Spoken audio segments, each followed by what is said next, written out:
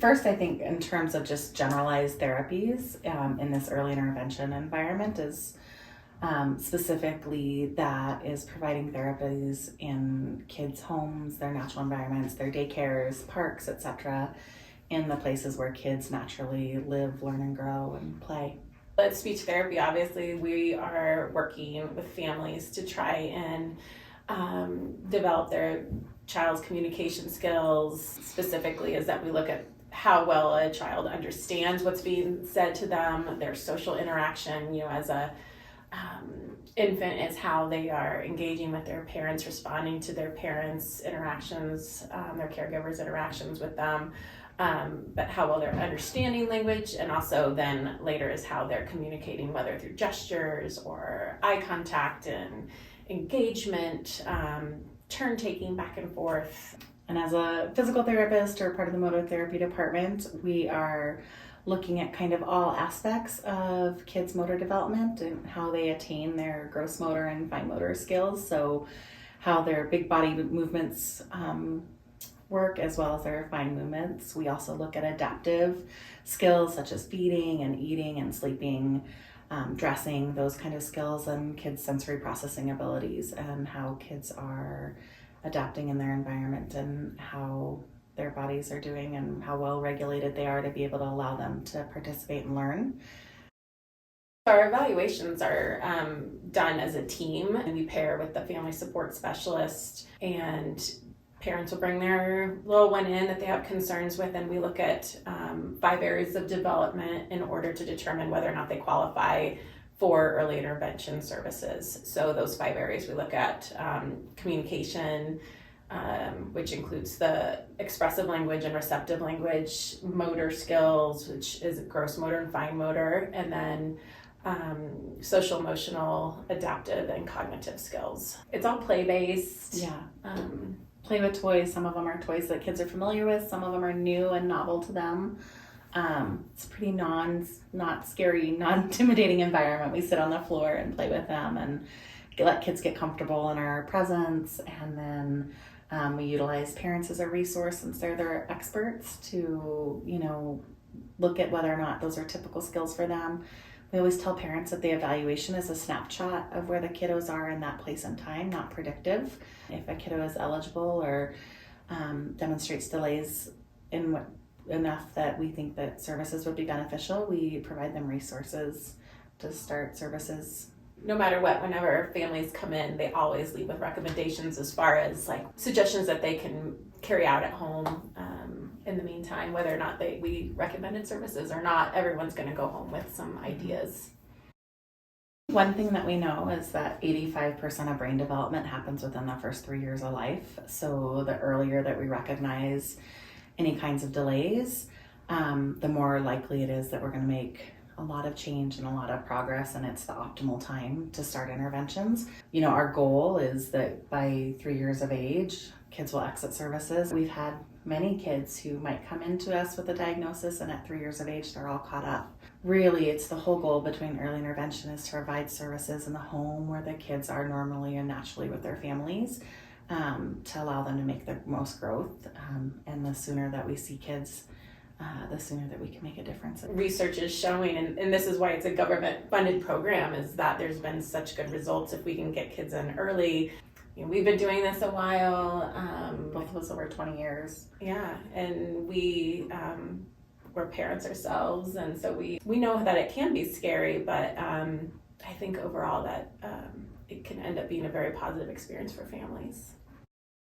We're not expecting families to be therapists with their kids. Mm-hmm. Our model is coaching parents. We want to give them the tools to succeed with their child's development and have these techniques that they can do it. And like you said, they're the change makers.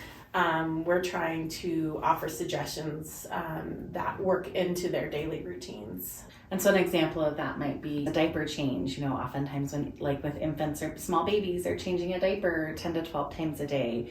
Say, a 3 or 4 month old that maybe hates tummy time, and we start, the families are they're not rolling, they hate tummy time, they've never liked tummy time.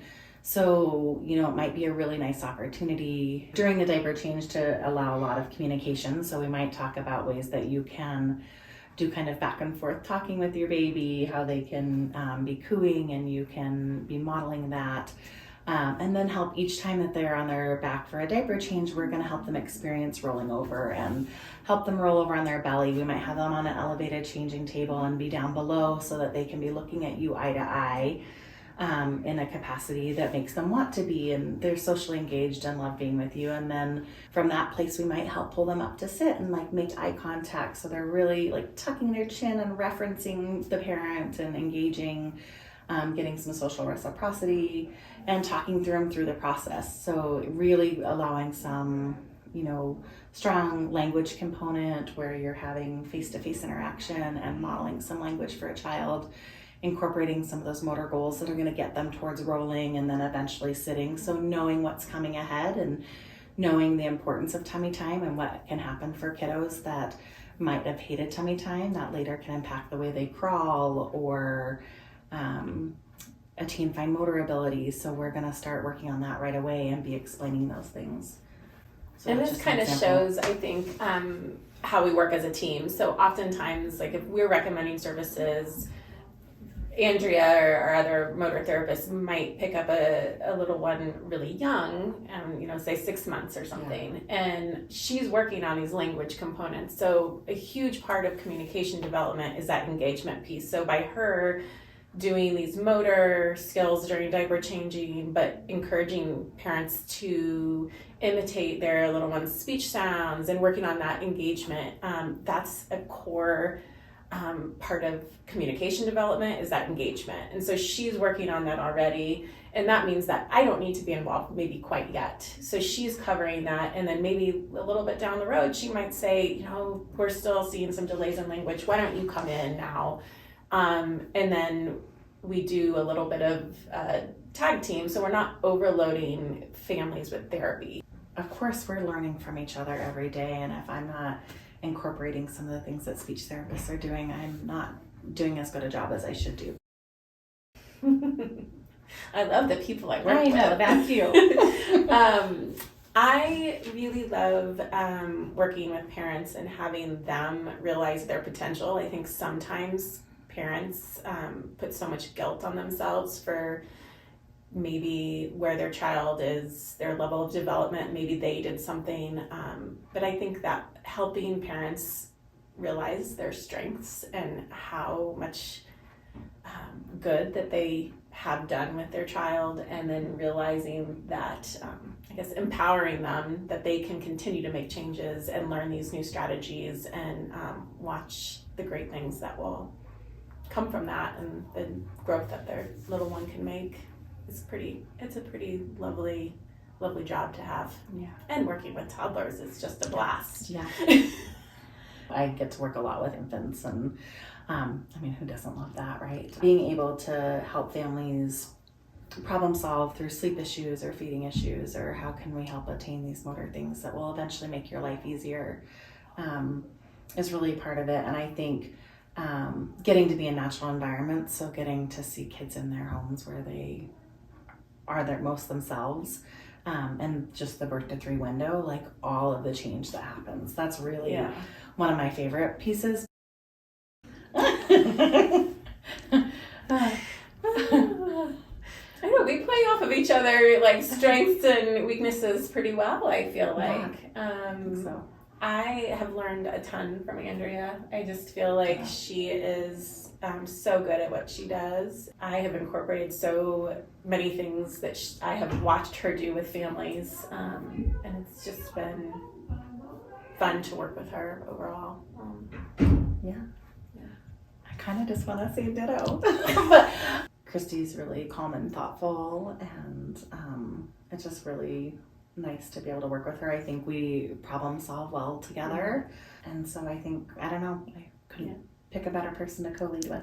She's wicked smart. Like she's super smart. So I love, like she's got this medical knowledge that I'm like, oh my gosh, I've learned so much about that. And then, it's been fun. It's been a good pairing, I think. Yeah, I love it.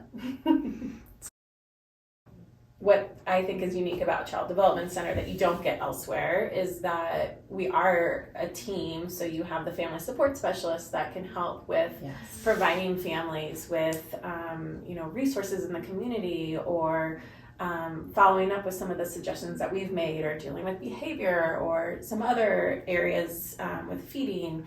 And then we have our specialty areas, but we all overlap. So there's all this, we play off of each other and we work together as a team, communicate. We have these just complete wraparound services that we provide to families, which is totally unique, I think,